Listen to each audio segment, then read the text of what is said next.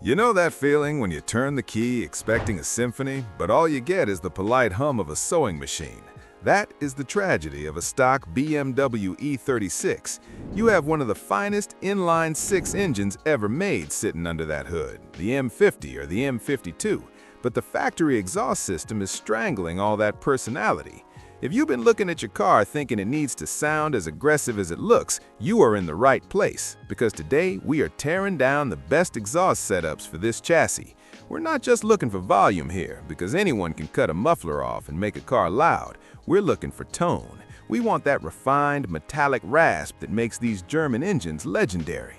First off, let us talk about the stock setup. It is heavy. I mean ridiculously heavy. If you've ever tried to wrestle a factory catback off an E36 while lying on your back in the driveway, you know exactly what I'm talking about. It weighs a ton, and it's built for comfort, not performance. So simply swapping it out is going to save you 30 to 40 pounds right off the bat, which is basically free horsepower. Now, when we talk about options, we have to address the elephant in the room, which is the drone. The E36 has relatively short gearing. If you're on the highway doing 70 miles per hour, you're probably sitting around 3,000 to 3,500 RPM. If you buy a cheap, poorly baffled system, that frequency is going to resonate right through the cabin and drill into your brain. You do not want that. You want a system that screams when you hit red line but settles down when you're cruising. One of the absolute holy grails for this platform is the Eisenmann Race exhaust. It's expensive, yes, but the craftsmanship is on another level. It gives you that distinct high-pitched DTM-style scream that sounds like a race car rather than a broken tractor. It is distinctively German. On the other hand, if you want something a bit more bass-heavy and throaty, you might look at a Stromung. It's a bit of a cult classic in the enthusiast community. It has a deeper, burlier tone at idle that really lets people know this is not a stock 328i, but it doesn't have that raspy tin can sound that ruins so many builds. Then you have the super sprint options. These guys are the masters of flow.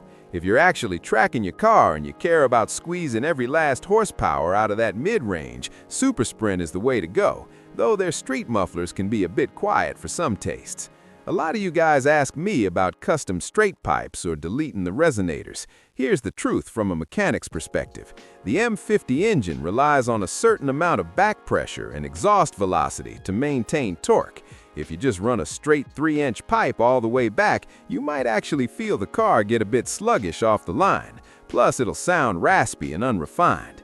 The sweet spot is usually a dual pipe setup, maintaining that factory dual diameter leading into a high-flow muffler. Installation is usually straightforward, but remember, these cars are 30 years old now. Those exhaust flange bolts are going to be rusted solid. Do yourself a favor and soak them in penetrating oil the night before, or just be prepared to cut them off and drill them out. It's a rite of passage for E36 ownership. Another thing to consider is the tip style. DTM tips, those ones that curve upward, look period correct and super cool on a stance build, but straight pipes usually look cleaner on a factory restoration.